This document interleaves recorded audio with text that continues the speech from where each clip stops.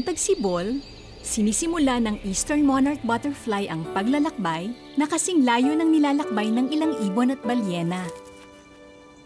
Paano nagagawa ng maliit na insektong ito na makapaglakbay ng ganun kalayo? Napakahusay nilang lumipad dahil sa hugis ng pakpak nila at kung paano nila ito ipinapagaspas. Sinasabayan din nila ang hangin para mas madali silang makalipad. Kapag tagsibol, milyon-milyong monarch butterfly ang umaalis sa Central Mexico. Lumilipad sila ng daan-daang kilometro papuntang Hilagang Silangan. At doon na sila mamamatay.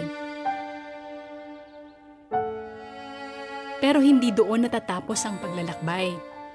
Kasi bago sila mamatay, nangingitlog muna sila. Mapipisa ang mga ito, lalaki, at ipagpapatuloy nila ang paglalakbay papuntang Hilaga. Paulit-ulit itong mangyayari hanggang sa ika-4 na henerasyon. Kaya ang mga apo sa tuhod at apo sa talampakan ng unang mga monarch butterfly ang makakarating sa northeastern United States, kung saan nananatili ang mga ninuno nila noon kapag tag-init. Nagagawa nila ito ng walang pagsasanay o mapa. At kasing liit lang ng ulo ng aspili ang utak nila.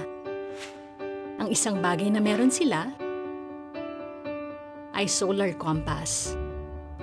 Itinuturo nito sa kanila kung saang direksyon sila lilipad base sa lokasyon ng araw.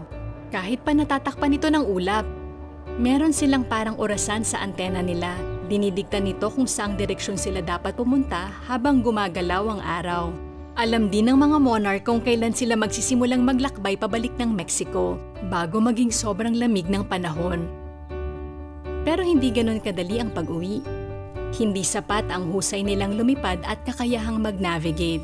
Kasi ang henerasyong ito ng mga monarch ang mismong tatapos ng paglalakbay pa uwi na halos 5,000 kilometro ang layo. Naghahanda ang mga monarch sa paglalakbay nila sa kakaibang paraan. Pansamantala silang titigil sa pangitlog, tapos magpapalaki sila ng muscle at mag-iipon ng taba. Kaya mas lalaki sila, makakalipad ng halos 10 beses na mas malayo at mabubuhay ng 8 beses na mas mahaba. Isa silang super generation.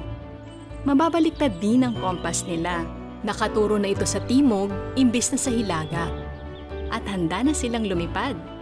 Sa loob ng mga 2 buwan, makakarating na sila sa pinanggalingan ng pamilya nila sa Mexico.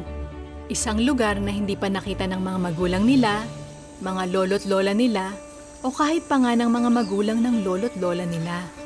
Umaasa ang mga mananaliksik na ang pag-aaral tungkol sa mga monarch butterfly ay makakatulong sa paggawa ng matitipid, pangmalayuan at maliliit na sasakyang panghimpapawid. Ano sa palagay mo? Ang kakayahan bang ito ng monarch butterfly ay resulta ng ebolusyon? O may nagdisenyo nito?